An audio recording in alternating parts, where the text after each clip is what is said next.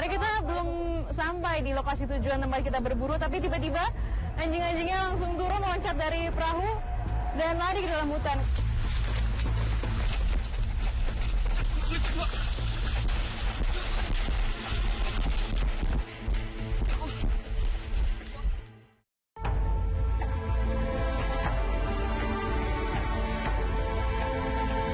Melewati riam-riam ganas Sungai Kapuas memang tidak mudah. Berkali-kali kami harus turun perahu agar perahu bisa melewati jeram.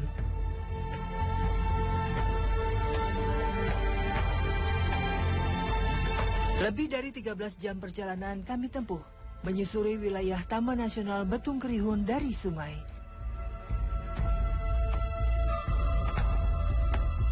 Tidak terasa akhirnya kami pun tiba di perkampungan terakhir di Hulu Kapuas, Desa Tanjung Lokang.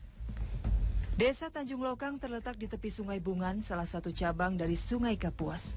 Desa ini adalah desa terakhir di hulu Sungai Kapuas. Desa ini dihuni 200 kepala keluarga yang keseluruhannya adalah suku Dayak Punan Hofongan. Satu-satunya akses menuju desa ini adalah jalur sungai. Namun mahalnya ongkos perahu membuat warga pun jarang pergi ke kota. Bagaimana tidak, untuk sekali jalan ongkos perahu paling sedikit Rp500.000. Tentu bukan jumlah uang yang sedikit. Jauhnya jarak ke kota dan mahalnya ongkos perahu membuat warga tak bisa menggantungkan kebutuhan mereka sepenuhnya ke kota. Memanfaatkan hasil bumi menjadi cara yang paling masuk akal bagi mereka. Saya bertemu salah satu warga bernama Ding. Hari ini, Ding akan mengajak saya mencari penghidupan di hutan.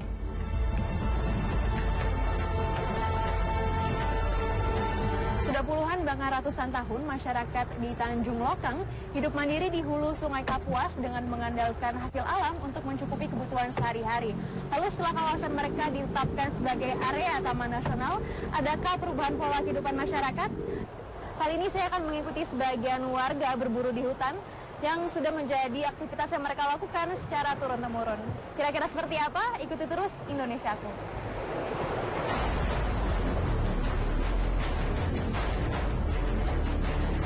Selain menjadi hama, babi hutan merupakan salah satu sumber protein utama selain ikan bagi warga pinggir hutan. Berburu sudah umum dilakukan, terutama bagi para kepala rumah tangga. Arus sungai kali ini cukup deras, namun masih bisa kami lalui. Anjing-anjing milik Ding tampak tenang. Sepertinya mereka sudah terbiasa dibawa berburu menggunakan perahu seperti ini. Tiba-tiba, salah satu anjing melompat ke dalam air dan berenang menuju tepi. Beberapa anjing lain pun segera menyusul. Sampai di tepi sungai, mereka langsung masuk ke dalam hutan.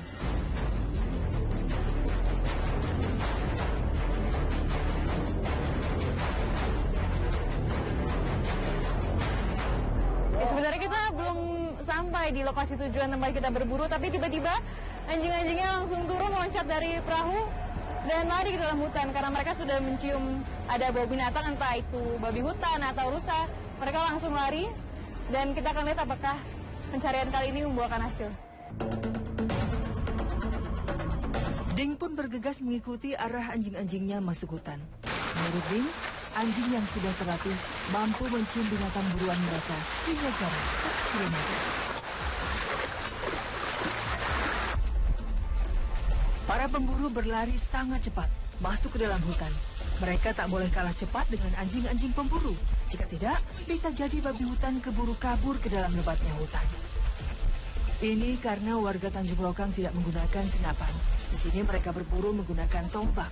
Sambil mengikuti pergerakan anjing pemburu, Ding dan kawan-kawannya harus terus siaga, mengantisipasi gerak babi hutan yang sudah terlihat.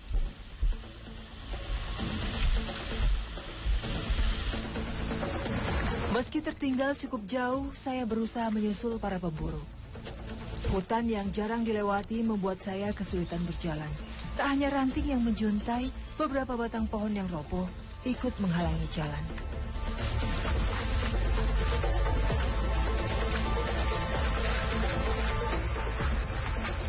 Aduh, ternyata tidak mudah ngikutin langkahnya para pemburu di hutan. Mereka cepet banget, saya ketinggalan. Ini medannya udah halang pohon, tanahnya licin, sungai juga, aduh, luar biasa.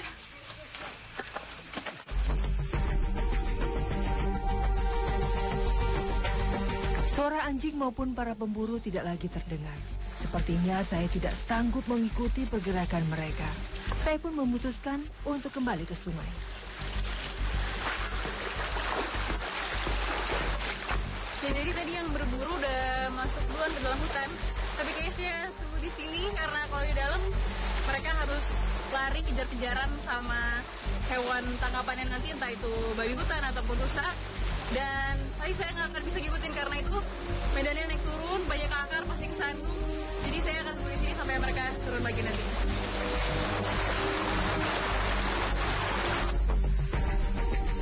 Setelah hampir 2 jam menunggu, anjing-anjing milik Ding mulai bermunculan keluar dari hutan.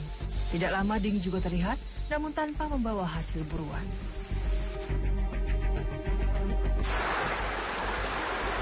Gimana, Pak? Dapat Tidak dapat.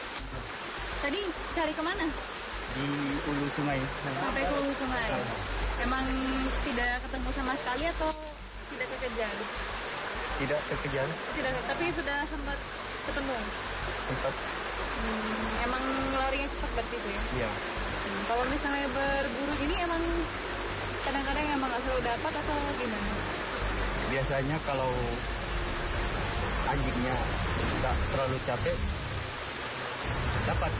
Oh, berarti tergantung anjingnya juga sebenarnya ya? Iya.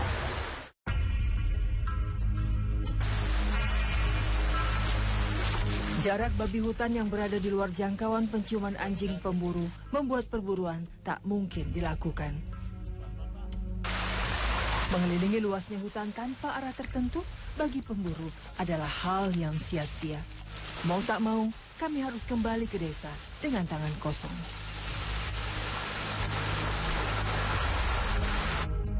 Ya karena hari juga udah mau gelap dan kondisi anjing-anjingnya juga kayaknya udah mulai capek, jadi kayaknya kita mungkin meneruskan perburuan di hutan. Jadi kita akan memutuskan untuk pulang aja, walaupun ya sama sayang sekali kita tidak bisa mendapatkan hasil hari ini.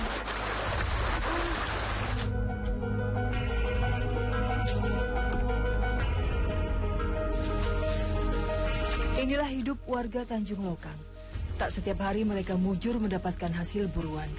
Upaya memenuhi makan dengan mengambil dari alam ternyata juga tak semudah yang kita kira.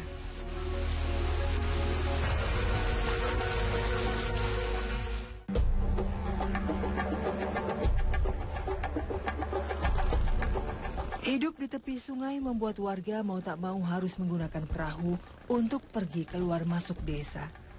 Mahalnya ongkos naik perahu membuat warga berusaha memiliki perahu sendiri meski berukuran kecil. Said adalah salah satunya. Bersama satu orang warga lainnya, mereka mulai memilih pohon yang akan ditebang sesuai ukuran perahu yang diinginkan.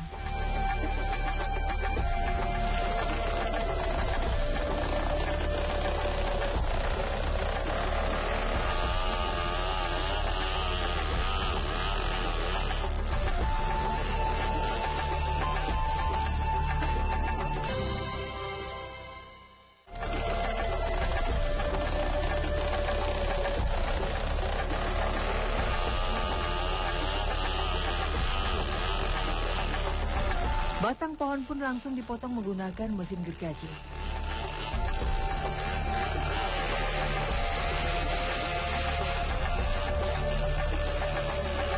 Tidak perlu menunggu lama, pohon berdiameter lebih dari 2 meter ini perlahan tumbang ke bumi.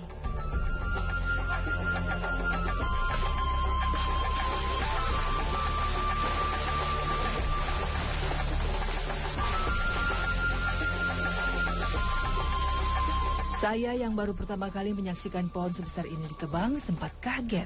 Getaran tanahnya cukup kencang saat pohon menyentuh tanah. Namun bagi warga Tanjung Lokang, ini sudah biasa. Dalam 1 bulan, Said bahkan bisa membuat 1 hingga 2 buah sampan, tergantung kebutuhan dan pesanan warga. Maksudnya ngambilin pohon-pohon untuk dijadikan santan itu memang udah kebiasaan masyarakat dari dulu? Atau gimana? Oh, itu memang begitu. Berarti emang boleh aja ya Pak ya? Ya, kalau menurut suku ini memang beginilah cara hidupnya dari dulu. Hidup dari hasil hutan dan bisa bergerak dari hasil hutan juga. Memotong dan memahat batang pohon hingga berbentuk perahu membutuhkan waktu berhari-hari. Namun membuat sampan ternyata tak boleh asal. Ada aturan adat yang harus ditaati. Warga tidak diperbolehkan mengambil pohon yang sudah ditebang orang atau melanjutkan pekerjaan orang lain.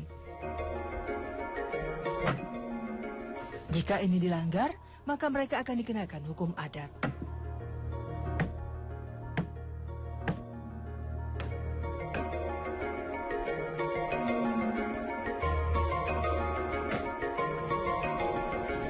Said biasa memperbaiki bagian-bagian perahu yang belum sempurna.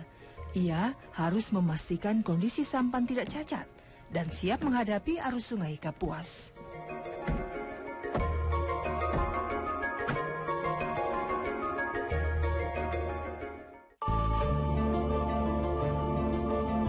Jauh dari pusat kota berarti jauh pula dari berbagai sarana publik. Meskipun pondok kesehatan sudah ada di desa, namun petugas medis yang seharusnya bertugas tidak selalu ada. Sebagian masyarakatnya pun masih mengandalkan obat-obat tradisional yang diolah dari daun-daun di hutan.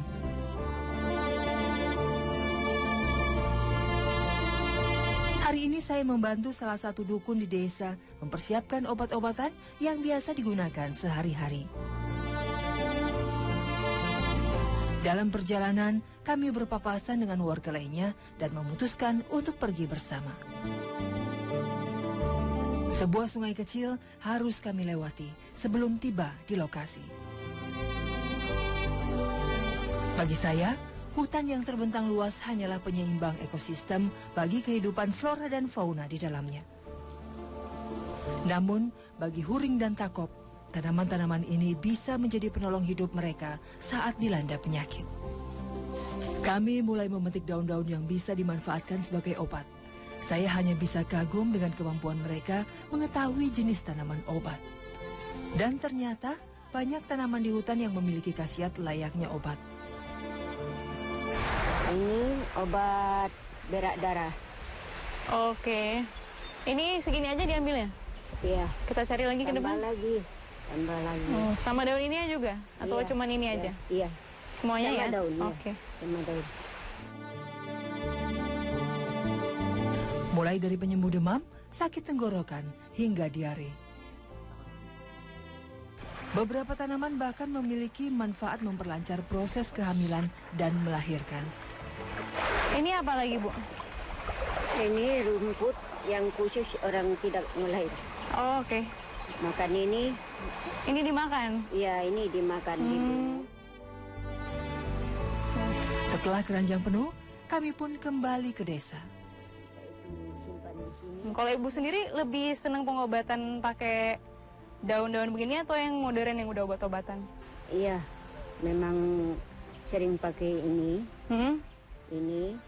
Lebih senangnya pakai ini ya, Bu ya? Iya, Kenapa, Bu? karena dokter tidak ada. Hmm. Kalau dokter ada, pakai obat dokter. Kalau dokter tidak ada, terpaksa pakai ini. Kayak ini. Ya, Di saat warga Tanjung Lokang mencari cara alternatif karena tak terjangkau fasilitas kesehatan, Huring justru kerap kedatangan tamu dari kota yang meminta obat tradisional racikannya.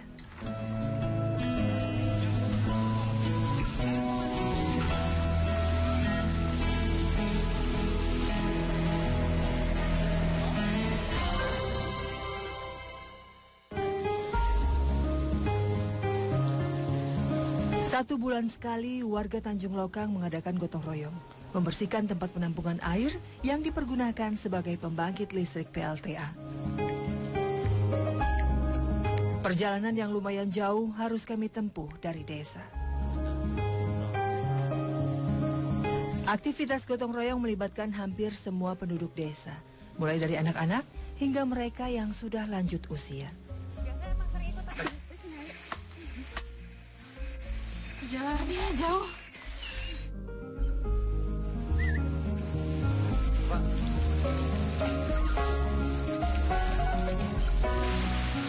Sampai di puncak, warga pun langsung bekerja.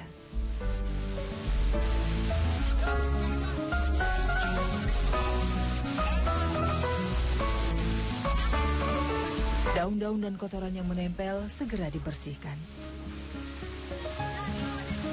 Sementara itu, ibu-ibu mulai membakar kayu untuk merebus air.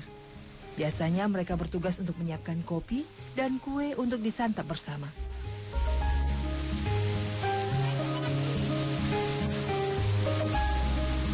Pembangkit listrik tenaga air yang dibangun pemerintah 3 tahun silam, kini dikelola sendiri oleh masyarakat. Meskipun harus bergantungan dengan debit air, namun keberadaan PLTA ini cukup membantu mengaliri listrik di desa. Setelah kegiatan bersih-bersih selesai, warga pun langsung menyantap kopi dan kue yang sudah disediakan.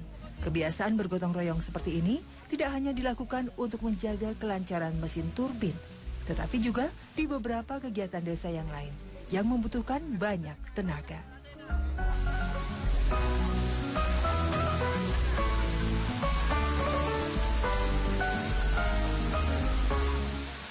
Hubungan kekeluargaan di Tanjung Lokang memang begitu terasa.